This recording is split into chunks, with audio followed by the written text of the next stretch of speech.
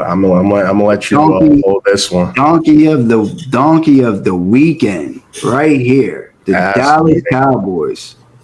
This is ass beating. I mean, yeah. I mean, there's no excuse. Derek Carr threw the ball 16 times. They were in control of this from start to finish. It was the same exact game that the Green Bay Packers had that we lost. I had PTSD watching this game. And I knew what was going to happen from the time that it started because we deferred. And I'm like, why are we deferring? We don't defer to this. So a lot of teams defer to the second half. The Dallas Cowboys don't do that. They want the ball first so that they can score 7 and they can start, score 7 on that first drive. And the defense is able to play with the lead. And today they decided, no, we want to defer. We're playing the Saints. Okay, whatever. The Saints came out and they had a game plan.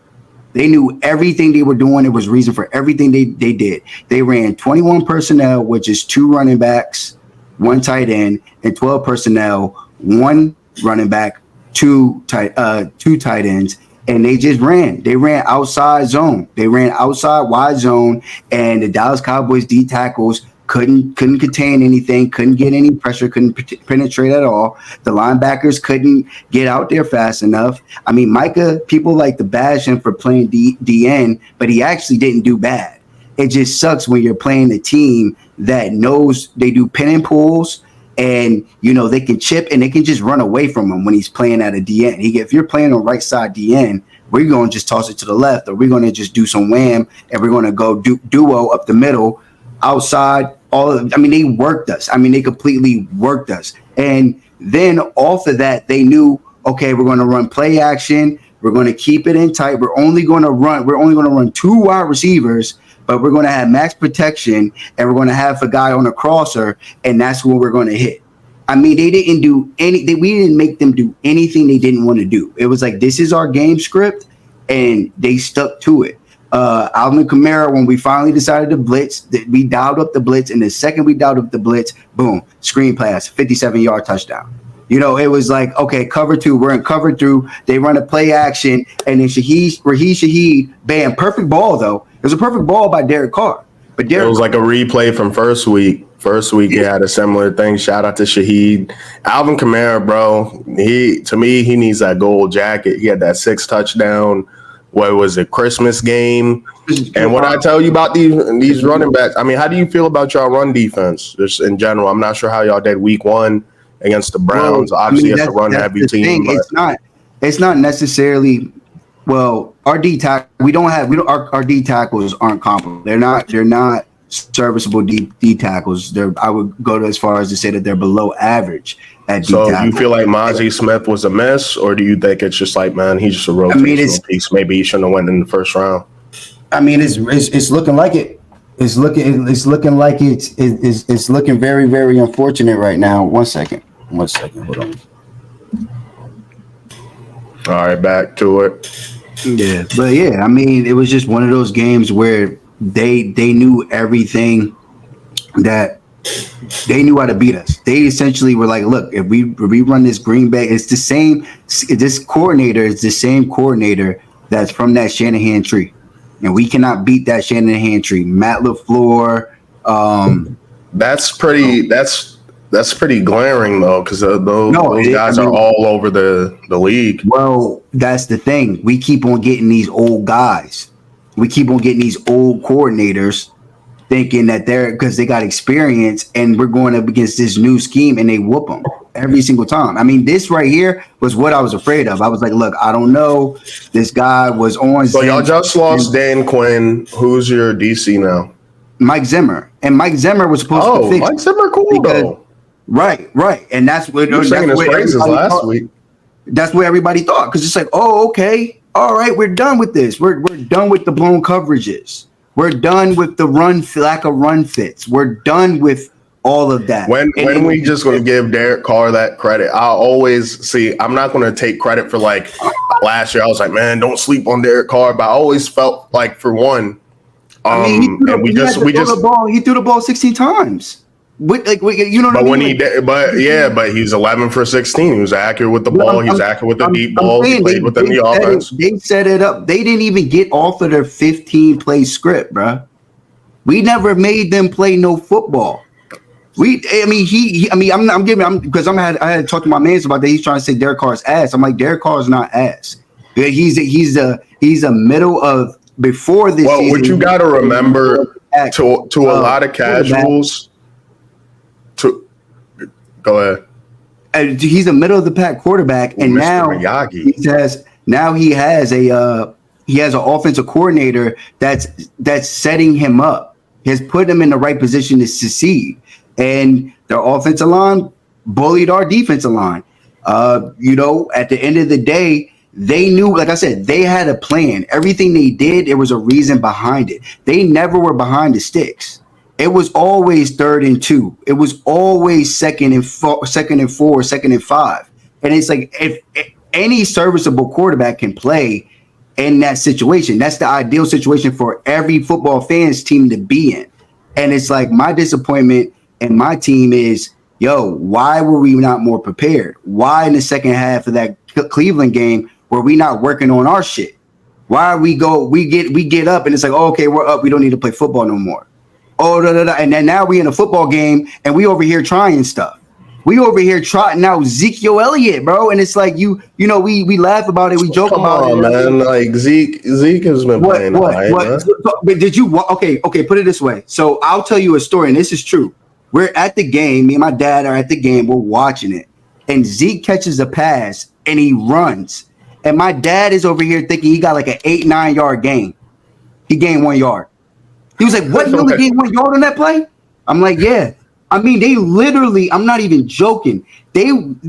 Zeke is so stuck in mud, like the way he runs the football right now, that they can wait and see if he has the ball, make sure he has the ball, and then run to him and tackle him.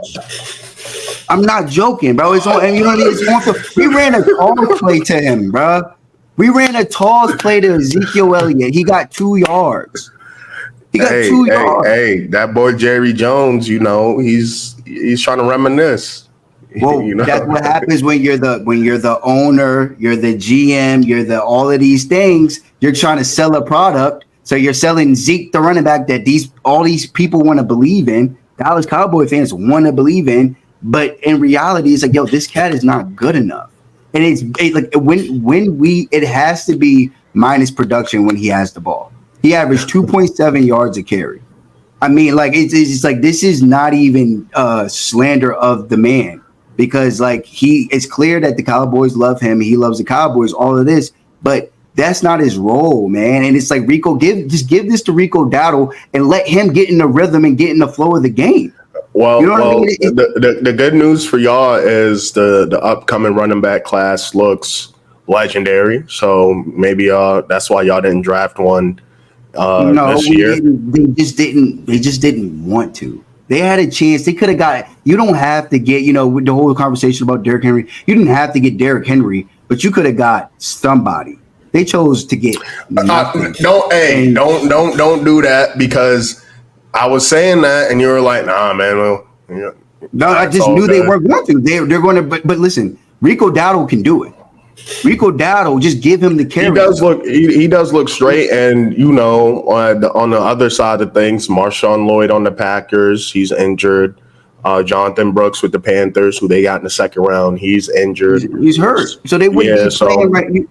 But it's just like doesn't look terrible in hindsight. But let me say this about Zeke, though, and it's like we can't do that anymore. And that's what I always tell you. I mean, you're acting like he got most of the carry. I mean, maybe he shouldn't be split. He got 6 carries. He got 6 carries to Rico 7. Yeah. I mean, they're just splitting it down. They're splitting it down. He got 2 receptions.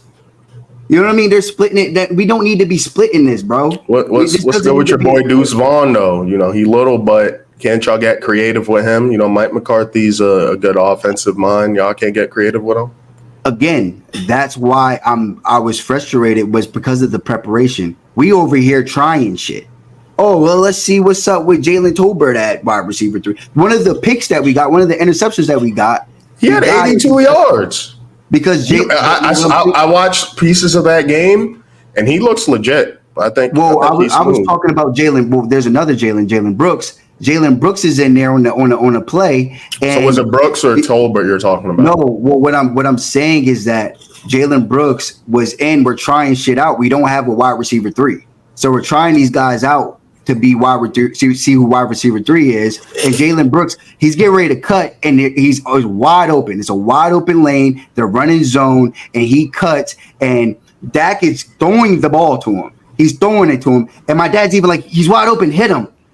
He falls. He falls. He just falls. The DB doesn't touch him. Nothing. Nobody touches him. But in this moment, you're about to make a play for your football team, and you fall. Interception. You know what I mean? And it's tough. Like it's just tough. Like, yo, what? And it's like, you respectfully, come on, bro. You can't get no more chances. I need you to be there. When you make that play, you have to be there. Because if you aren't, it costs me. It costs the quarterback. That boy has some shit running down his leg. It was the same thing that I kind of talked about with Tua. When Tua didn't throw the ball to Tyreek Hill or Jaden Waddle, bad things happened. And it's the same situation. This wide receiver 3 thing is an issue for us. And Jalen Tolbert went crazy. I'm just saying he had some very key plays for y'all, even though he also got smacked by Tyrann Mathieu and had the ball fly like 5 yards away. I mean, Honey Badger's still like that. You can't be too much. Right, but I'm just saying. But again, I don't have a problem with him being the wide receiver 3, and that's just setting that and moving forward and establish. But it's like, because we don't have reps, we didn't get reps last week when we're playing a solid defense. We don't know yet. We don't even know what we're doing on offense. We don't got nothing. They had go-to plays. Everything with them looked easy. Bro, they went 6 possessions and scored 6 touchdowns.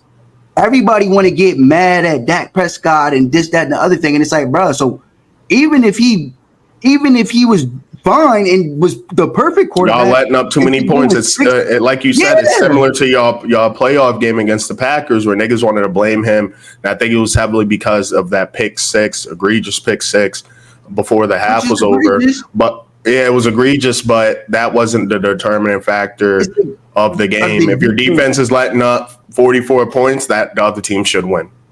And it's like, bro, and I don't even want to get on the quarterback, but what's up with is this defense? We can't call this defense the E word. I can't say that about this defense. It's hard for me to even y'all have elite players. Y'all have elite players. That's it. Y'all have elite players. I mean, they have elite players, right? But bro, you never hold your quarterback down.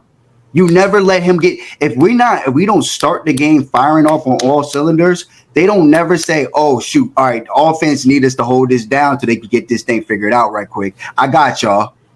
It's never that. I mean, you watched the Cincinnati Bengals game and you watched Pat Mahomes not play too well. You saw him throw an egregious interception, and the defense held him down. That's a top 5 defense. That's a top 5 defense. And let's talk about the Saints a little bit. You said that the O-line bullied y'all. It seems like Fuaga, I'm not going to try. Fuaga, their first round pick, he seems like a smash pick. And then when it comes to Derek Carr, what people have to remember about why Derek Carr is on the Saints, usually it's like there's a reason why he's available. To me, with the Raiders under Josh McDaniel, a lot of those Belichick guys like to live back in the glory days. That's why when Antonio Pierce made that little speech bringing up the Giants, went over to Super Bowl, he took him to the side and was like, "What was that? You're trying to show me up?" Blase.